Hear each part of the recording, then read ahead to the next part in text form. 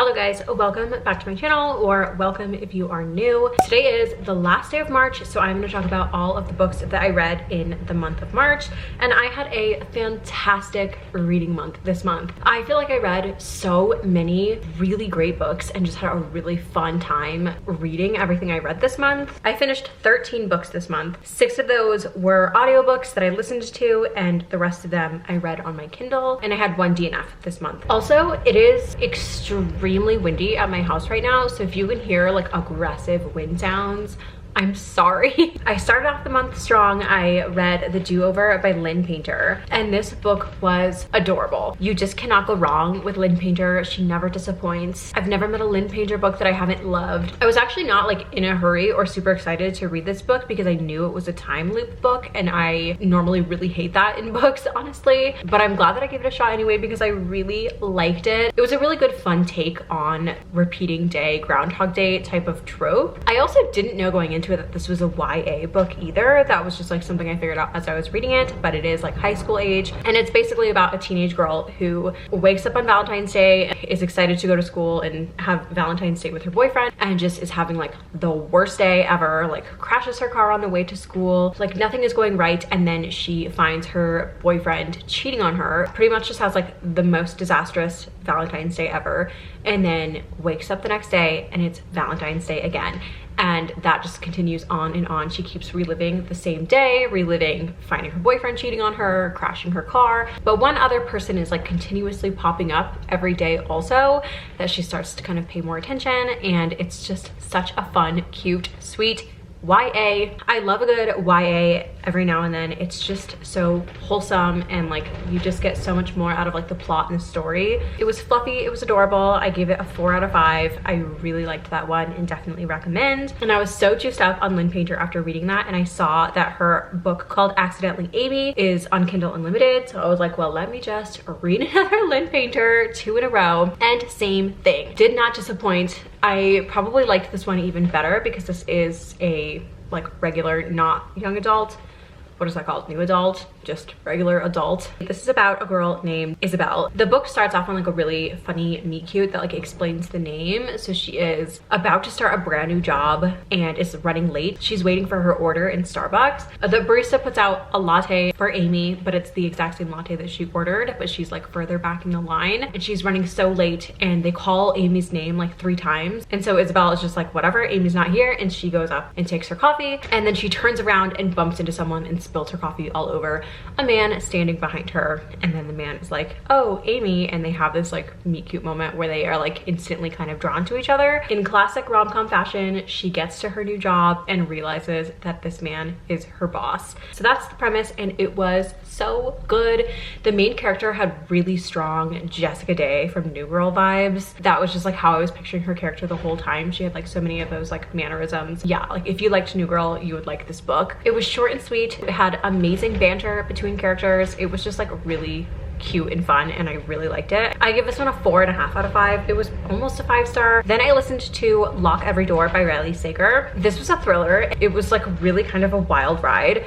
I don't know how to explain it too well. I don't want to give anything away because what happens at the ending was just like so crazy. It's not how I thought it was gonna go at all, but it's basically about this girl in New York who just went through a breakup and she needs a place to live, and she finds an apartment listing that's basically like a vacant apartment that needs like an apartment sitter for, I think it's 3 months until they can like find somebody else to live in the apartment. And it feels like too good to be true because it's in this really, really nice apartment building in New York that's like very expensive, but she goes and checks it out and they approve her to get to like basically house sit this apartment. So at first, obviously, she's like super excited to get to live in this amazing place, and she starts kind of meeting the neighbors and the other people who live in the building, and then other people in the building start to go missing under kind of suspicious circumstances, and so she is kind of like looking into it, trying to figure out what's happening to these people, and the ending was crazy. I won't give anything away, but it was just like whoa, not what I was expecting. I did only rate this one a 3 out of 5. I don't know why, like thrillers, it just like really takes a lot for me to give them a high rating. 3 out of 5 is a good rating. I mean, that like means it was a good book, and it was. I just felt like maybe like the first half of it was a little bit slow, and it had like very creepy vibes to it also. It was like spooky. After that, I read The Devil Gets His Due, which is the 4th book in Elizabeth Oark's Devils series, which I've really loved. Especially the first 2 in the series were so good. 5-star reads for me last year. The 3rd was like not as great. It was only like a 3, and this one was unfortunately my least favorite of the series. I gave this one a 2.5 out of 5, but it was still like an enjoyable read. There were just a lot of things I didn't love about it. So this one is about Keely and Graham. Keely is like this crazy, like YOLO, live for the moment, kind of like wild LA girl, but she's also a doctor, which was kind of like a strange character presentation for her. Graham is like a very serious businessman basically, and they are tasked by their friends to throw an engagement party. They like right off the bat don't really like each other. They don't get along. They butt heads a lot, and they have like a hard time planning this party together because they like disagree on a lot of things. But the weekend of the party, they end up getting totally wasted and hooking up, end up flying to Vegas and getting married. And then also, this is not a spoiler, like this is just like part of the tropes, is that it is a pregnancy trope, accidental pregnancy trope. While they're in Vegas having their like crazy Vegas wedding, they also get pregnant that weekend. So then the rest of the book is them kind of like navigating not liking each other and being married, and then them being pregnant and having to have a baby, and like what are we gonna do, whatever. I just felt like most of this book didn't really work for me. Like I didn't really get the characters and like why they were doing what they were doing, I guess. Keely, the main character, was like really confusing and frustrating, and then usually like all of the men that Elizabeth Oark writes, I feel like are like perfect, amazing men, but this guy was like almost like too realistic of a guy, where he just kind of sucked a little bit, and he was like supposed to be this grumpy serious guy, and he like was like too much. He didn't have that underlying like I'm obsessed with you and just pretending not to be like fluff to him. So I was just kind of like, ew, I don't like you. Like I said, I gave it a 2.5 out of 5. Not my favorite in the series, but still, if you haven't read the first 2 in the series, read those, they're so good. Okay, after that I listened to another thriller, and this one was so good. It's The Surrogate Mother by Frida McFadden. I love Frida McFadden. I've been like slowly working through her entire backlist because she's just so good at writing thrillers that you like cannot put down. This one was really short, really fast. It kept me so hooked, and it was a little bit predictable, but even still, like I could not stop listening. And I was telling my husband about it, and he like kept asking me like what was happening in the book because he was like super invested too. So it's about this girl, Abby, and her husband, who have been trying to have a baby for like the past 10 years, and they are just dealing with infertility struggles. They have had multiple failed adoptions and are basically just feeling like they're going to give up on trying to have kids. In Abby's job, she has a like young assistant named Monica, who is like asking her, hey, have you ever considered having a surrogate? And she was like, yeah, but we just couldn't afford it, whatever. And she offered to do it. She was like, I'll be your surrogate for you guys. I would love to do that. And they work out this deal where they are going to pay for Monica's schooling and her like master's degree in exchange for her to be a surrogate for this couple. They basically write up like a whole contract of exactly how everything's gonna work out and whatever. And then as soon as Monica is pregnant, everything kind of starts changing. She starts spending way too much time with Abby's husband, the father of the baby. Basically her whole demeanor shifts. The husband is oblivious, which is so frustrating to listen to and read about. The whole time I was listening, I was so fired up, and I was just like so like frustrated with all of these characters, which I honestly felt like makes for such a fun reading experience. I gave this one a 4 out of 5. Definitely recommend. Like I said, a little predictable, but still a really fun read. And then I listened to Jar of Hearts, which has been on my TBR for so long. I've heard amazing things about this book, so I was really looking forward to reading it. This is a thriller also, and this was like a really in-depth story, which I really like appreciated how in-depth the story got into like a lot of different areas. It's about this girl, Georgina, who when she was in high school, her best friend was murdered and found like buried in the woods. When the book starts, she's actually on trial because it came out that she knew who murdered her and knew exactly what happened, but she never told anybody. And the trial is happening like 10 years after the murder happened, but it all just came out, and so she actually ends up getting sentenced sentenced to 5 years in prison. So you see her whole experience like going to prison also, which was really like interesting to see. And then you're following her again after she gets out of prison, and more murders with the same MO start happening again. I feel like the storytelling of this book was so good. It was really, really well written. The ending was really crazy. It had like good twists and turns, but it was also really graphic and really descriptive, and like I feel like I am not very sensitive about stuff like that in books. I read a lot of thrillers and a lot of dark romance, books with like heavier subject matter and stuff. I don't feel super sensitive about stuff like that, but this book was intense even for me. There was just a lot of stuff that was like very heavily described, and it was graphic, and it was just kind of intense. So if you do have this on your TBR and you want to read it, proceed with caution. Check up the trigger warnings because it is just kind of a lot. I gave this one a 3 out of 5. After that, I read Ghosted, and I really, really liked this book. Another book with just really, really good writing, really good storytelling. This is a second chance romance of Kennedy and Jonathan, who were high school sweethearts. I think they meet in like their junior or senior year of high school, and they're together and like so in love, and end up like moving to California together so that Jonathan can pursue his acting career. She is just like so supportive of him and his dream and what he wants to do. You get to see their like past and present chapters, which I love. You also get both of their perspectives, which I love. Yeah, I feel like I was glued to my Kindle when I was reading this. Like I could not put it down. It was really good. But also I feel like this man, I wanted him to suffer more. I feel like he got off way too easy. The female main character, Kennedy, I feel like she deserved so much better, and she should have made this man crawl on his knees through fire.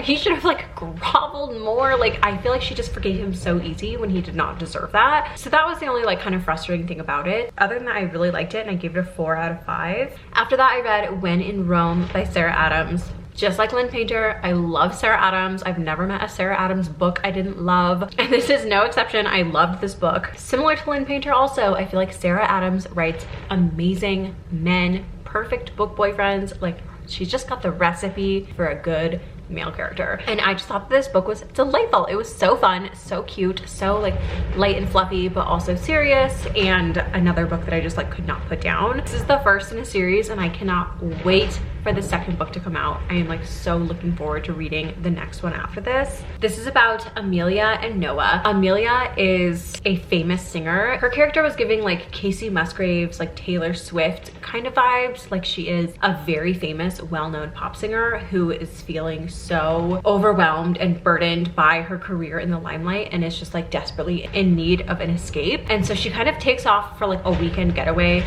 to a middle of nowhere small town. But when she gets there, her car breaks down, and it breaks down right in front of this guy Noah's house. And so he is there to help her out with her broken car. He's kind of grumpy and heartbroken from his last breakup, and is like so determined to not give this girl the time of day, to not pay her any attention. And so they kind of form a little friendship that turns into more, and it was just so good. I gave that one a 4.5 out of 5. Just really great, highly recommend. Then I listened to Something Wilder by Christina Lauren. This is a Christina Lauren book that gets a lot of negative reviews and a lot of negative attention. A lot of Christina Lauren fans did not like this book, and I think that's because romance is like the subplot in this book. It's not the main thing in this book. But I had read all of those negative reviews, and so going into it, I feel like I had really low expectations, and I was so pleasantly surprised by how much I enjoyed this book. Knowing that there is romance, but it's not the main point of the book. The actual like main story of this book is a treasure hunt through like the desert in I think it's like